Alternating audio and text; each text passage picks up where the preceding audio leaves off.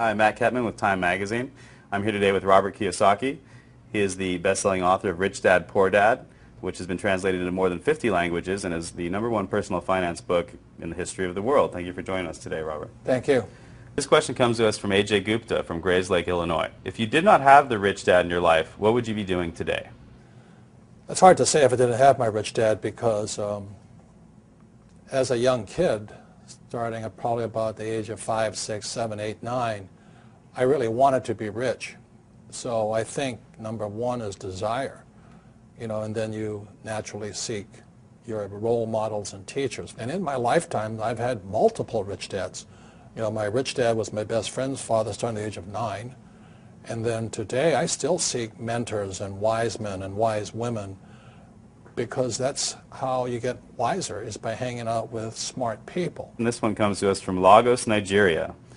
What made you write Conspiracy of the Rich? It goes back to why don't we have financial education in our schools?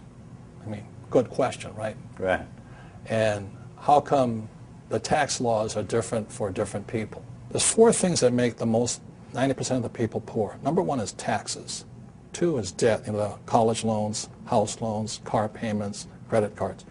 3 is inflation. Everything goes up because taxes go up.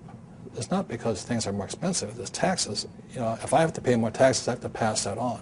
And the 4th thing that makes people poor is a retirement plan, that 401k or the IRA or their SIP. I don't need a retirement plan because all of my assets produce income. So like I have 1,400 apartments. Every month I get a check. Why do I need a retirement plan? I have 8 oil wells. Every month I get a check. Are there some people who should play it safe and do the traditional route and just pick up a house, pay the mortgage? That's probably the most dangerous thing you can do today. What's happening in the Western world, in America, we're going to become a third world nation, rich and poor. That's it. The middle class is being wiped out. So the people in the middle, whoever's left in there, will be the ones paying the taxes, the debt, the inflation. Right. The middle class is they're the pack mule. Is there any way a government can help this, or is it really based on the individual to come up? You have to decide which side of the fence you're on, rich or poor. Make up your mind. Yeah. Make up your mind. I made up my mind. It's rich dad, poor dad. I want to listen to my old man, PhD. The government will take care of me. You save your money. And as you're saving your money, the Federal Reserve is printing trillions of dollars. I mean, how stupid can you be? And invest your money for the long term in a well-diversified portfolio of mutual funds, send it straight to Wall Street so that they can pay their brokers $10 million a year bonuses. I mean, how stupid does a person have to be? I mean, wake up. Do they teach you that in college-level economics or no? Hell no. Are you kidding me? Absolutely not. By design.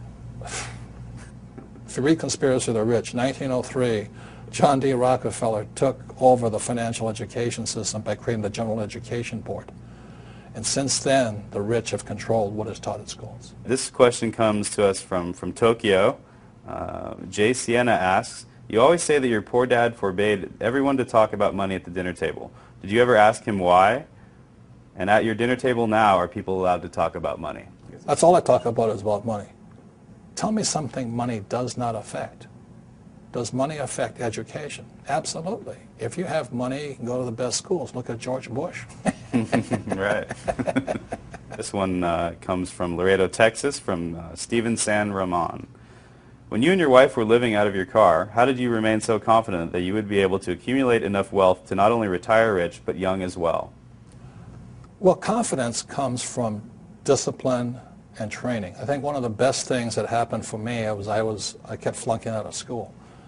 And I realized it wasn't school that was a problem, it was a lack of discipline. And so that's one of the reasons that I went to military school. The military trains you that there's 4 strengths. There's mental strength, emotional strength, physical strength, and spiritual strength. So that's what kind of kept me going. Is there a time to bail out on a project, though? I mean, when... I don't that's not in my vocabulary. Yeah. Look, I have an unfair advantage, I went to war. And at war, I'm alive because other guys died for me. When you see stuff like that, how can I quit? Most guys are just wimps, pussies, cowards. They don't have it. So they should get a job. Muhammad Zafar asks, is it possible for a person with no money and few resources to still make a fortune? How? Get off your butt. You have to get smart. You have to look for teachers. I mean, it's pretty obvious. Like I said, you know, if you want to be a mechanic, you go hang out with mechanics. You know, you want to be a school teacher, hang out with school teachers. Right. Right? It's really simple. I mean, and it takes determination, discipline, drive, correction. Can't quit. Find